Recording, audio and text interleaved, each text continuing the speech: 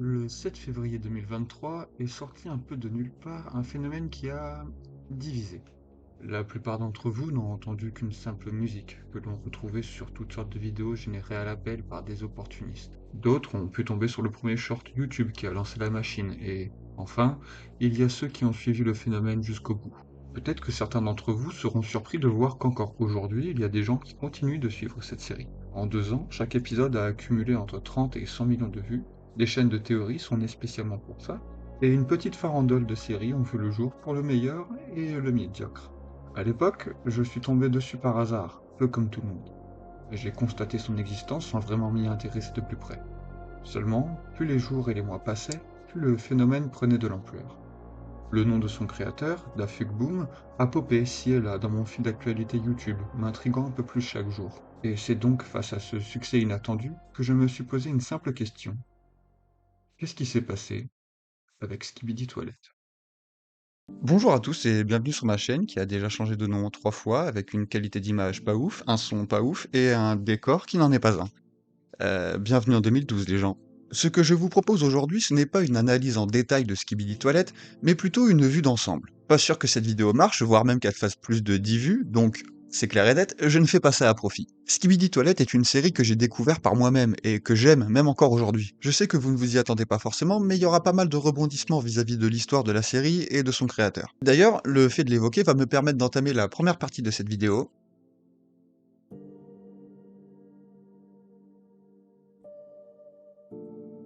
Avant de parler de la série en elle-même et que le hater crie au brain rot, je pense qu'il est important que l'on parle de son créateur, Daft Boom. Parce que pour rien vous cacher, c'est un peu la première chose que j'ai faite quand j'ai commencé à m'intéresser à Skibidi Toilette. Qui est Daft Boom? Dafuk Boom, de son vrai nom Alexei Gerasimov, est un youtubeur qui a lancé sa chaîne en juin 2016, mais sans poster de vidéos avant février 2017. Sa spécialité, les animations avec Source Filmmaker, un logiciel de production vidéo créé par Valve qui date de 2012 et qui permet de monter des films avec les objets et les scènes de leur jeu. Pour rappel, Valve, ce sont ceux qui ont fait les jeux Half-Life, Left 4 Dead ou encore Team Fortress. Au début, Dafuk s'était lancé avec des parodies mettant en scène Big Smoke de GTA San Andreas. Il amasse quelques milliers de vues, voire quelques petits millions, mais pas assez pour faire le buzz. Il enchaînera ensuite avec des animations de Transformers. C'est absurde, les déformations et les glitches en tout genre se succèdent. C'est bizarre, si bizarre que ça en devient drôle. Pour vous donner une idée, voici une compilation de ces animations entre 2019 et 2020, soit 3 ans avant l'apparition de Skibidi Toilette.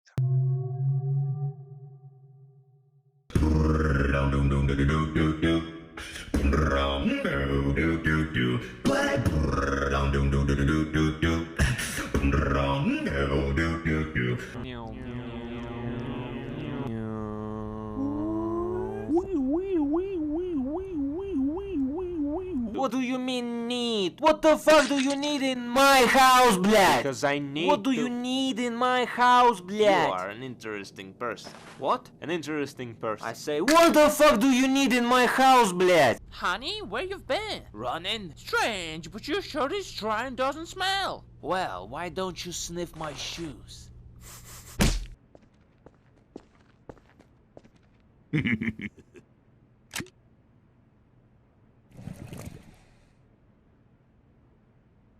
Hi.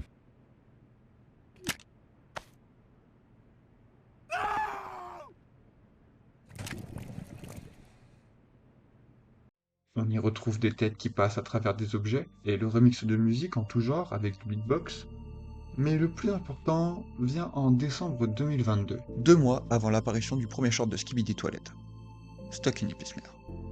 Tuck in a Peacemare est un court-métrage de 5 minutes avec comme protagoniste un personnage appelé Mail07, qui est déjà apparu dans de précédentes vidéos et que je vous invite à découvrir via la compilation sur ce personnage. Dans ce court-métrage, Mail07 est bloqué dans un cauchemar qui tourne autour de son envie de pisser. Dès que la situation tourne à la catastrophe, il se réveille en boucle sans jamais espérer en sortir.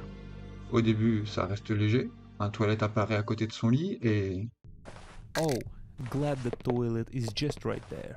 Won't have to go far. Wait a minute. Puis de plus en plus, What the fuck? ça vire littéralement au cauchemar. Okay, that's it. I'm pissing just right there. Ah, yes. Finally.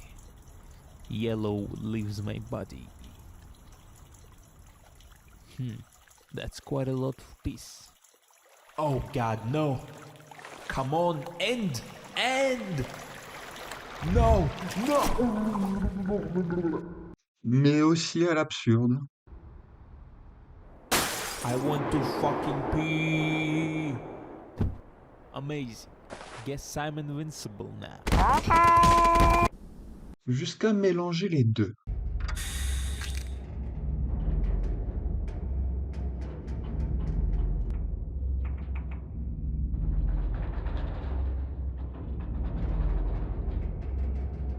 Come on, faster, please. Je vous laisse aller regarder la fin par vous-même, c'est plus drôle comme ça. Mais il faut savoir que cette idée, ça vient pas de nulle part. Dafuk lui-même le révélera lors d'interviews menées par le youtubeur Steak via Discord Messenger qu'il a lui-même fait ce genre de cauchemar et que ça contribuera plus tard à donner naissance à Skibidi Toilet. D'ailleurs, en parlant des interviews, Il y a 3 vidéos menées par Steak et 2 autres faites par Edit Cameraman et Iron Cameraman, mais je ne les trouve pas très intéressantes. En tout cas, pas complètement. 3 d'entre elles datent de 2024, mais la plupart des questions sont devenues obsolètes ou elles perdent leur intérêt quand on sait que les réponses viendront forcément avec les futurs épisodes. Et aussi, le plus gros défaut de ces interviews, c'est qu'elles se concentrent beaucoup sur le futur de la série et non sur comment elle a été développée au fil des épisodes. On y apprend quand même quelques détails intéressants, mais on verra ça plus tard. Ce court-métrage nous donne une idée des différents thèmes qui inspirent Dafuk, surtout pour le côté absurde. Mais Dafuk, c'est pas seulement ça. Au-delà des vidéos à l'humour discutable, on va trouver un clip. Un clip qui reprend une chanson de System of a Down, À toi. Avec ce clip et le court-métrage, on comprend assez vite que Dafuk a bien plus que des compétences en déformation de modèles 3D. Il sait gérer ses plans, les transitions, la lumière, le montage, tout un tas de petites compétences qui, au fil du temps, se développeront, mais pour l'instant, on se rapproche peu à peu de...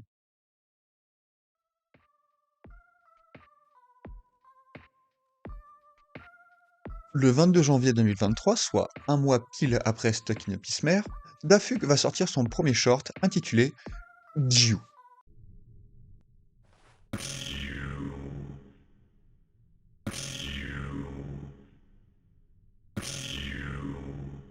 C'est pas grand-chose, mais on a déjà une première apparition de ce que donnera Skibidi Toilet.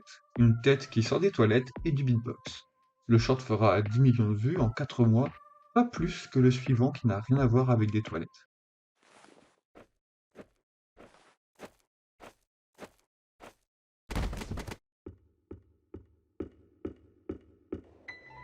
Pour sa communauté, c'est déjà acté depuis longtemps.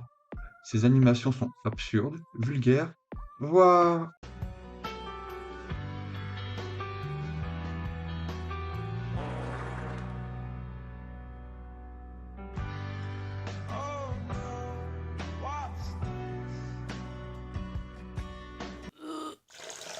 Mais cette tête dans ce toilette ne fera pas le buzz, pas plus que la musique.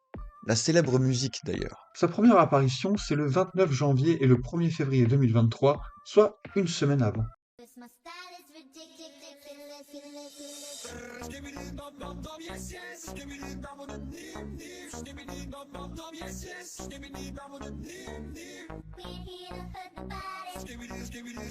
Et après ça, il y a 3 shorts, dont Sleepwalk,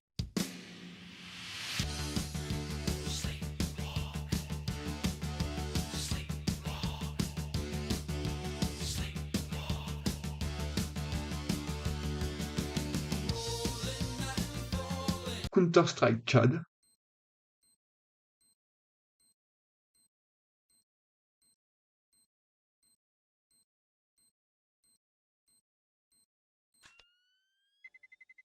When You Hit the Toe,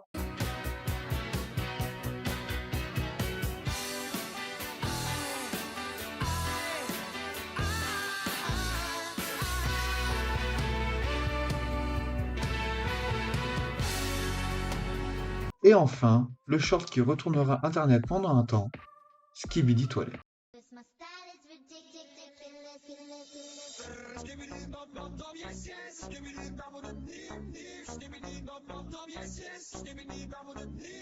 Alors, cette musique justement, ça sort d'où? Déjà, faut savoir qu'elle est en 2 parties. Le début est tiré de la musique Give It To Me de Timbaland en featuring avec Nelly Furtado et Justin Timberlake. plus précisément ce passage. On peut aussi entendre une autre partie du refrain dans le deuxième short de Skibidi Toilet.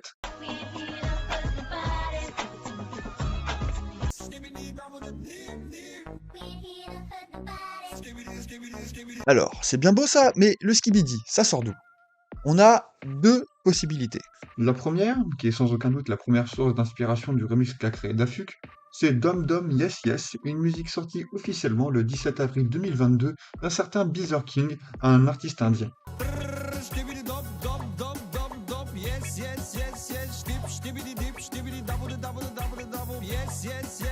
Y a pas à dire, c'est la bonne musique. On dirait qu'il a des airs à Big Flo, vous trouvez pas? D'ailleurs, petite parenthèse, peut-être que certains d'entre vous ont vu passer cette vidéo.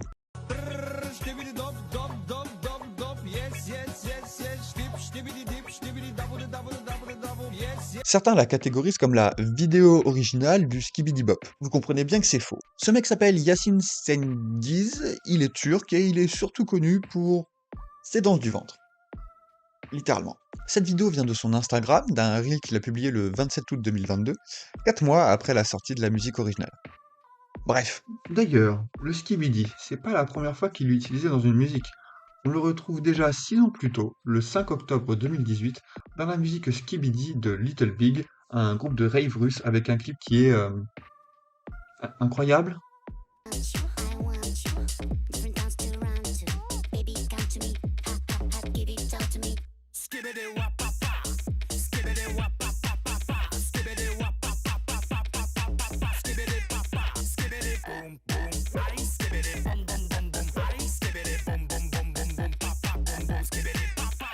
alors pour les plus jeunes, ça ne vous dira peut-être rien, mais il y a un peu plus de 12 ans, dans la vidéo spéciale Russie de What the Cut, menée par Antoine Daniel, il parlait de ce groupe pour cette musique légendaire, Everyday I'm Drinking.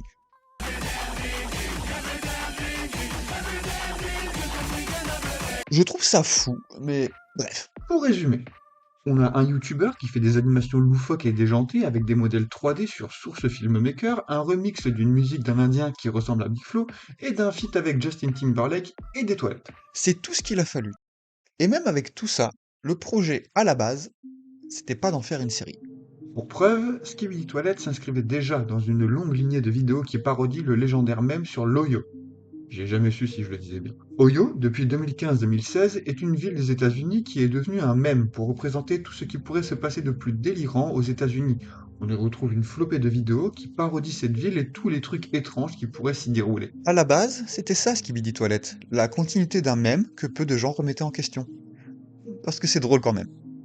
Et étrangement, ça prend. Le short tape dans les 16 millions de vues en moins de 2 semaines, tandis que ses autres shorts comme How Can I Help You Sir? How can I help you, sir?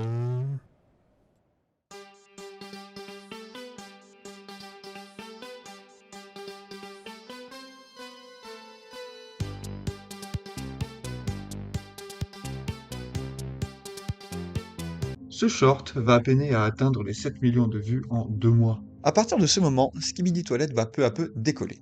Et on arrive à la partie que je préfère.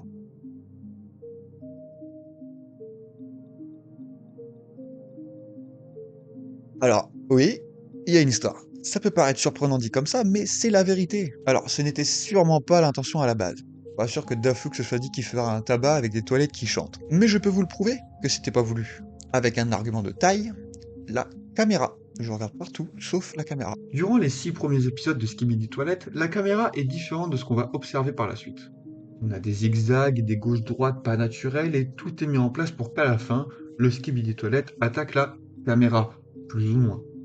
L'épisode 2 avec les urinoirs étant une exception. En plus de la caméra, vous n'avez pas loupé ces modèles 3D qui dansent ou tourbillolent dans un coin de l'image, une preuve de plus que ces shorts étaient là parmi tant d'autres. Cependant, on y remarque déjà des détails insolites qui vont forger ce que va devenir Skibidi Toilet. L'épisode 5 par exemple, la musique des Skibidi est couplée avec le thème de Star Wars et les Skibidi flottent dans les airs. Peut-être une manière de dire que les Skibidi viennent d'ailleurs. Il est encore un peu tôt pour en décider.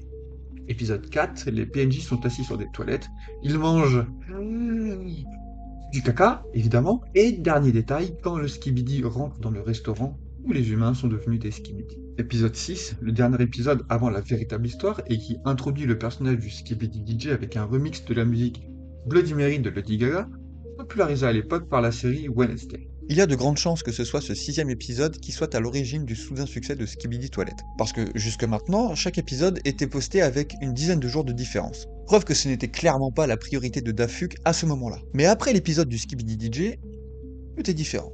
L'épisode 7 sort le 13 avril, le 8 sort le 18 avril, le 19 sort le 25, puis le 28 avril, le 29 avril, 1er mai, le 2, le 3, presque un épisode par jour ou tous les 2 jours.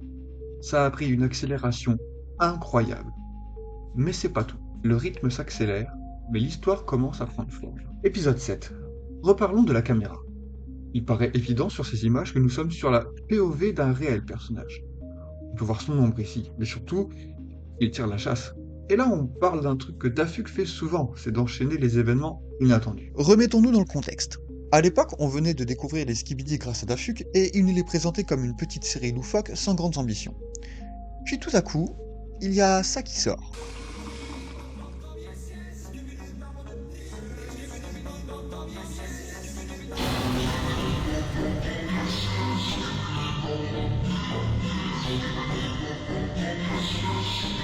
Un Skibidi géant avec la tête du G-Man de Half-Life, qui se démarque clairement du reste des Skibidi et qui sera très sobrement appelé par la communauté le G-Toilet. Et ça s'enchaîne très vite.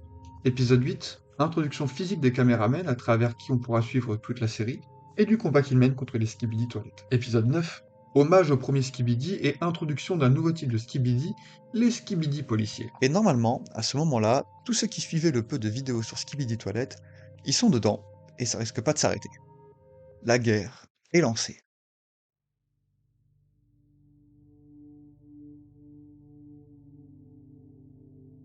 Maintenant que Dafuk s'est lancé dans ce projet insolite, et que nous, on est lancé avec lui, c'est le moment de s'intéresser à son bestiaire. À part Skibidi DJ et le G-Toilet, pour l'instant, on n'a vu que des variants. Mais ça va changer à partir de l'épisode 10. Épisode 10, dans cet épisode, on découvre le saint Skibidi Toilet qui est en pleine messe. Il se fait interrompre par des caméramens et à la fin, l'un des deux caméramans qui ont tiré la chasse porte une chemise rouge qui sera appelée plus tard Lucky Cameraman. Caméraman chanceux. On retrouvera à plusieurs reprises. Dit comme ça a l'air anodin, mais ça va devenir un moyen de reconnaître certains personnages ou en tout cas de différencier ceux de la même race. Épisode 11, au tout début, ici on voit le Lucky Cameraman. Remarque d'ailleurs que les caméramans basiques sont maintenant accompagnés par des larges caméramans qui sont plus grands et avec une tête différente. Et cet épisode introduit le Skibidi Demon. Épisode 12, on retrouve un large caméraman de plus près et on découvre aussi que le G-Toilet peut tirer des lasers avec ses yeux. Pourquoi pas? Bon, je pourrais aller loin comme ça. Épisode 13, apparition du caméra Strider ou caméra araignée. Épisode 14, apparition du Skibidi Rocket. Épisode 15, rien de spécial. Épisode 16... Bref, le bestiaire ne fait que s'étoffer au fil des épisodes. Détail important aussi, mais dès que l'Alliance... C'est comme ça qu'on va appeler le côté des caméramans. Dès que l'Alliance ou les Skibidi développent une technologie, l'autre camp soit la copiera, soit trouvera un moyen de la contrer. L'épisode 16 en fait un bon exemple. L'Alliance envoie une caméra toilette dans un hangar où l'on découvre l'existence du Skibidi scientiste, et un petit extra avec le Skibidi, mais aussi ce truc, le Skibidi Strider, repris du caméra Strider. Et ça ne s'arrêtera pas. En fait, c'est un peu la bonne recette à la Dafuk pour maintenir l'attention de ses followers. Agrandir son bestiaire et enchaîner les retournements de situation. Épisode sur épisode, on va découvrir l'existence des titans, comme dans l'épisode 18.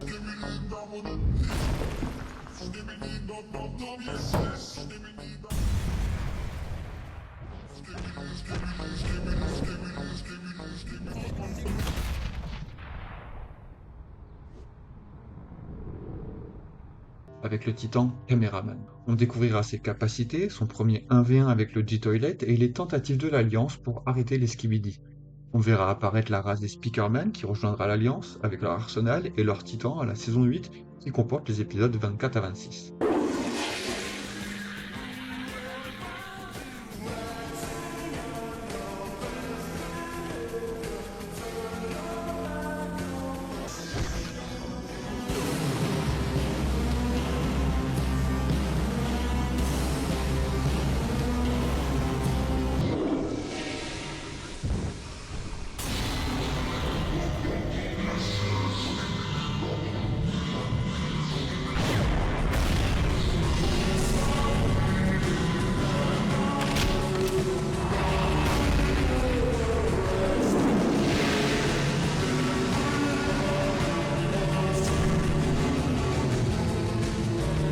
et qui apparaissent en émettant la musique Everybody Want to Rule the World de Tears for Fears. Vous trouvez que ça fait beaucoup?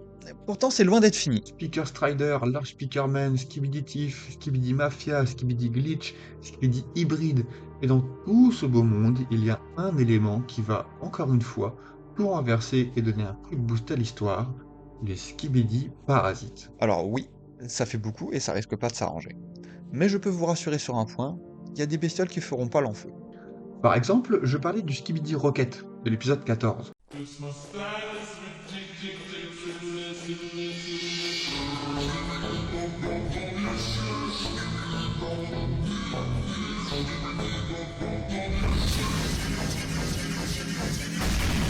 Bien, la seule et dernière fois qu'on le verra, c'est à l'épisode 20.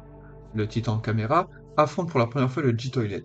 On pourrait s'attendre à ce que notre allié prenne l'avantage, mais...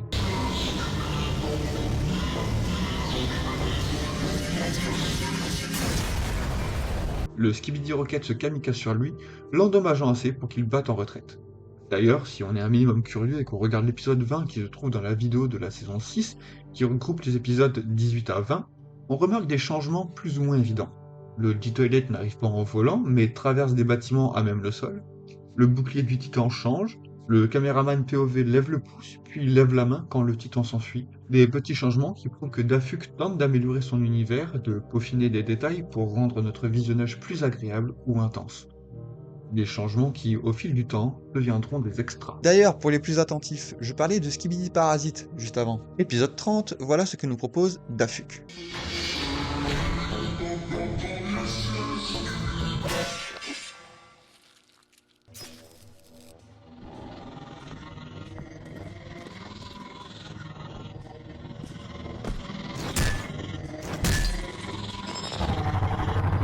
Et un retournement de situation en emmenant un autre, le pire finit par arriver.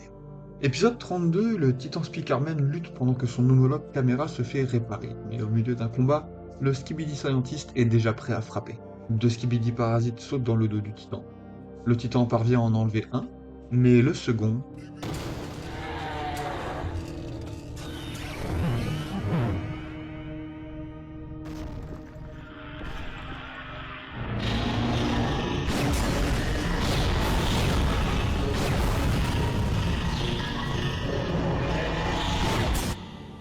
Le second a eu raison de lui. Comment vous dire que tous ceux qui suivaient de près la série avaient envisagé qu'un titan puisse être parasité, mais quand ça arrivait, ça a relancé de l'intérêt. Comment l'Alliance va pouvoir libérer le Titan Speakerman? Est-ce seulement possible? Comme à son habitude, Dafuk va très vite répondre à la question. Saison 11, de l'épisode 33 à 35, on nous montre les dégâts que provoquent le G-Toilet et le Titan parasité. Petite apparition bonus de Skibidi hybride, puis la capture d'un parasite qui mènera à la confection d'une arme anti-parasite. L'arme va être testée, puis améliorée, puis détruite, puis re-améliorée, etc. Maintenant, j'aimerais qu'on fasse un saut de quelques saisons pour parler de ce qui va consolider l'univers de Skibidi Toilet, les personnages.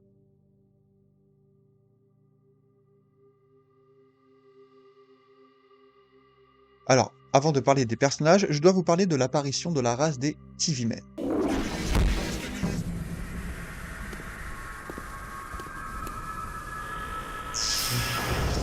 D'ailleurs, c'est aussi avec leur apparition que le format des vidéos change. Tout était au format short jusqu'à maintenant. Je trouve ça subtilement bien fait d'avoir commencé les formats plus larges avec l'apparition des TV-Men. On peut voir que leur écran permet de figer ou de manipuler les Skibidi. Leur version plus grande peut émettre une lumière aveuglante.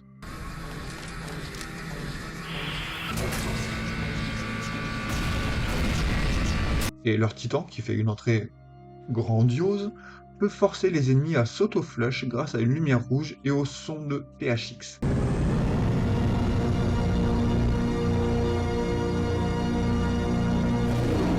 Mais ce qui est important avec cette nouvelle race, c'est qu'ils parlent. Pour être précis, ils parlent à l'envers. C'est la première fois qu'une forme de communication apparaît dans Skibidi, en dehors de la musique entêtante des toilettes.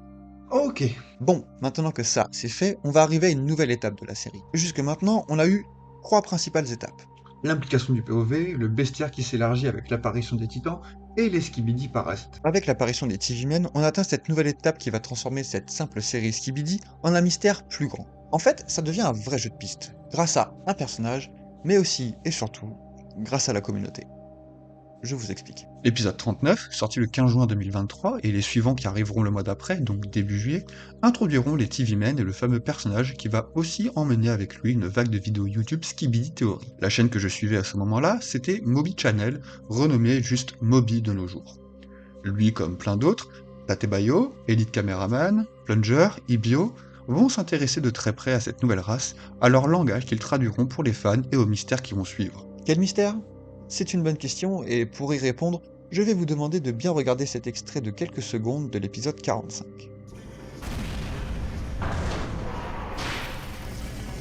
Vous l'avez vu ? Regardez bien. Lui là. Depuis le début de la série, on a vu très peu de personnages humains. Les premiers shorts en montraient, mais depuis, plus rien. Ce type se fera appeler le Secret Agent, ou l'agent secret en français. On peut le revoir aussi dans l'épisode 47.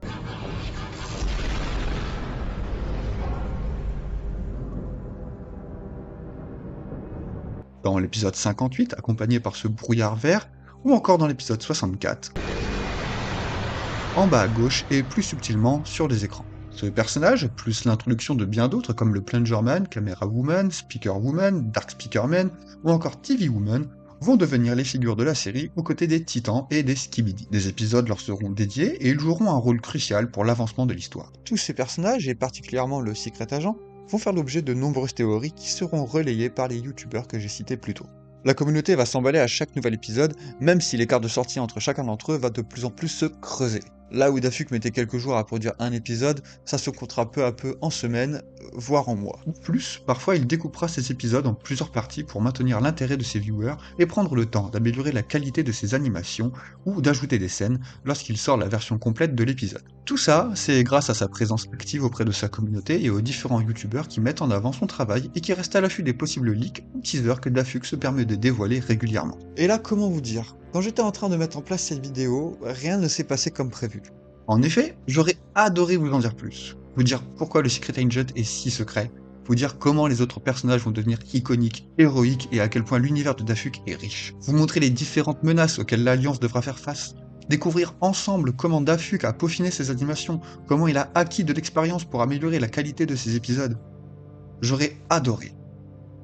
Seulement,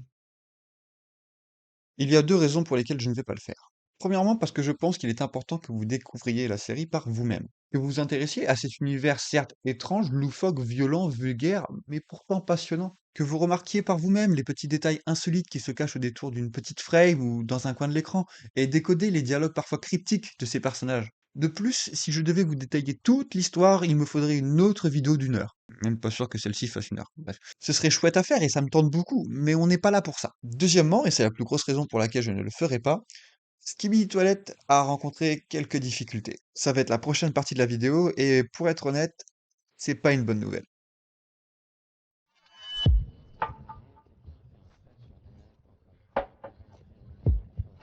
Tout d'abord, il faut savoir que Skibidi Toilet a souvent été, au cœur de son existence, victime d'un grand nombre de signalements et strikes pour copyright, surtout en ce qui concerne les musiques. C'est pour ça que dans l'épisode 33, on peut voir le G-Toilet détruire le QG de YouTube. Tout le travail que Dafuk a pu fournir sur chacun de ces épisodes n'a parfois servi à rien, pour quelques secondes de musique.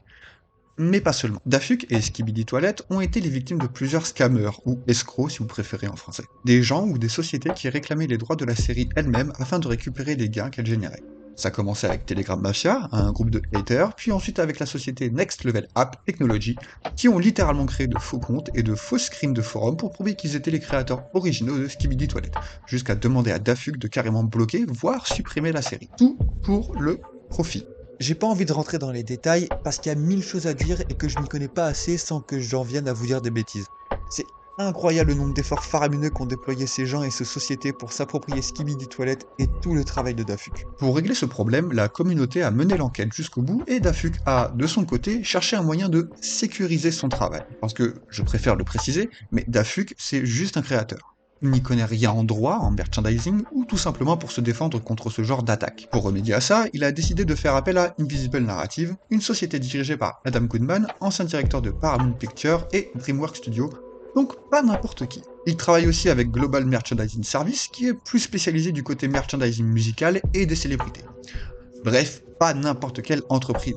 D'ailleurs, Michael Bay est un des conseillers principaux d'Invisible Narrative et de nombreuses rumeurs circulaient sur un possible film Skibidi. Grâce à eux et à leur connaissance du terrain en termes de droit et de copyright, Skibidi Toilet a été sauvé des escrocs qui tentaient de s'approprier son univers. Tout est bien qui finit bien. Si seulement, putain. Le dernier obstacle auquel doit faire face Skibidi Toilet à ce jour et qui n'a pas encore été surmonté, c'est Invisible Narrative.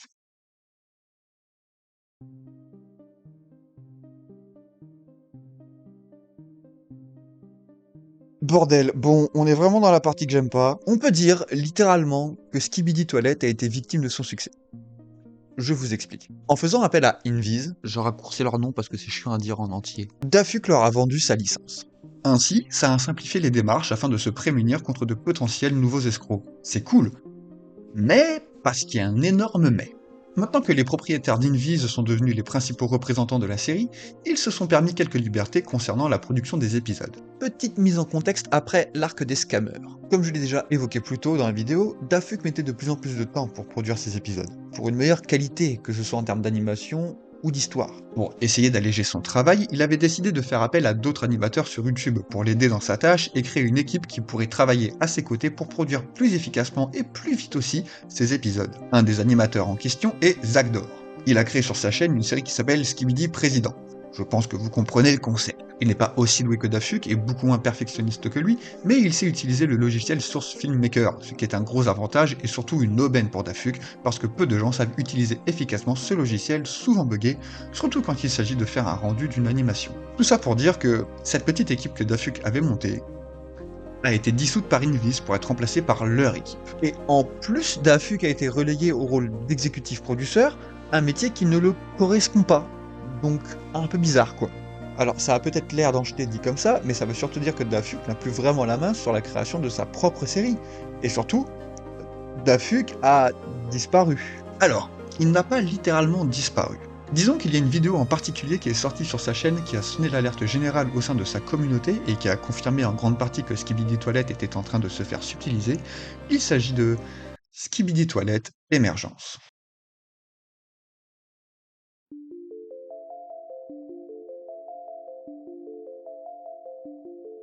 Le 26 octobre 2025 est sorti un épisode particulier sur la chaîne de Dafuk, Émergence, épisode 1.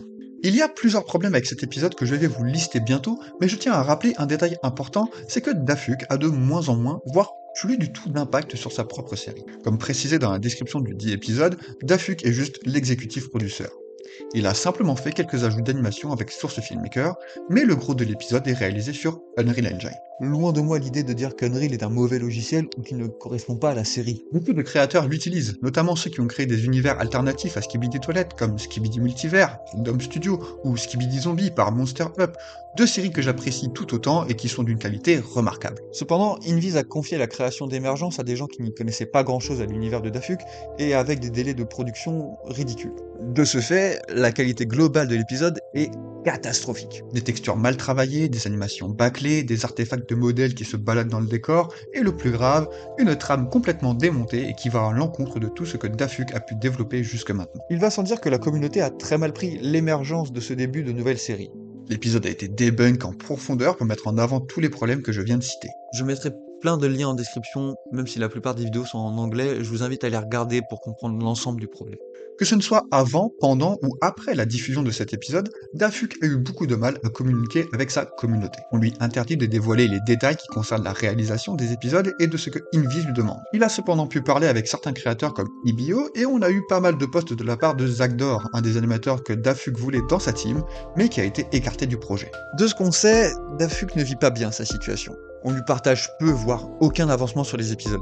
Il n'a quasiment rien récupéré des revenus de son travail, il est sur la paille.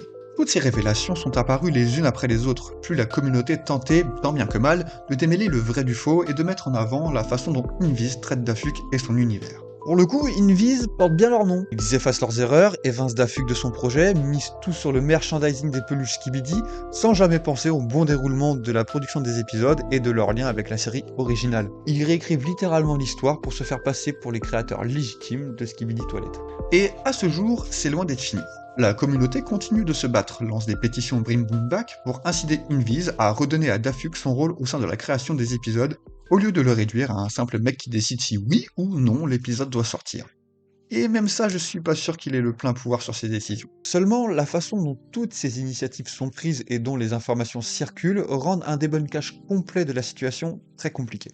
C'est chaotique, on ne sait plus vraiment où donner de la tête. Chacun y apporte son grain de sel sans vraiment essayer d'éclairer la situation. Ceux qui suivent l'actu sont déjà au courant, mais ceux qui y sont étrangers peuvent très vite se retrouver perdus. On se bat un peu dans le vide. Et personnellement, c'était pas mon but en faisant cette vidéo de faire étalage des faits ou des méfaits de Invis. On aime ou pas Skibidi Toilet, c'est accablant de voir à quel point Dafuk est en train d'être évincé de son propre projet. Qu'une série qu'il a mis plus de 2 ans à mettre en place et que le perfectionniste qu'il est a toujours fait en sorte d'offrir des épisodes de qualité dans un univers riche et passionnant, lui qui avait à cœur à partager ses avancées et ses futures ambitions à sa communauté qu'il apprécie beaucoup. Ce mec, Alexei Gerasimov, un jeune créateur au talent remarquable, est en train de disparaître au profit d'une compagnie qui ne voit, à travers Skibidi Toilet, qu'un moyen de faire plus d'argent sans se soucier de la complexité de l'histoire. C'est honteux. Petite parenthèse avant la conclusion, avec un nouveau micro, youpi, il s'est passé plusieurs mois depuis que j'ai commencé à travailler cette vidéo. La situation a évolué entre-temps. Les différents youtubeurs partisans de Dafuk tentent encore et toujours de redonner à Dafuk sa place en tant que créateur principal de la série Skibidi Toilet. Ils se sont un peu mieux organisés et on a entre autres appris grâce à eux que Invis était une société qui ne se porte pas si bien que ça. Et même que le soi-disant film avec Michael Bay est devenu un lointain rêve. Tout ça pour dire que malgré ma conclusion peut-être pessimiste, j'ai envie de me dire qu'il y a de l'espoir qu'un jour Skibidi Toilet retrouve son créateur original. Mais en attendant,